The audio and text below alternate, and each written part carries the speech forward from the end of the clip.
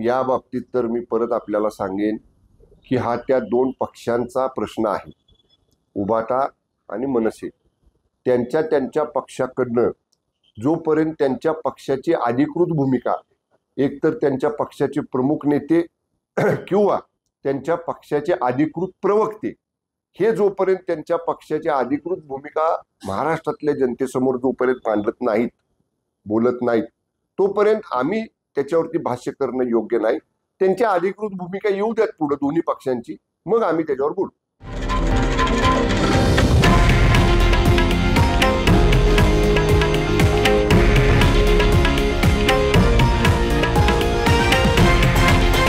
हे आहे देशातील नंबर 1 न्यूज नेटवर्क आणि आपण पाहत आहात TV9 मराठी, एकमेव।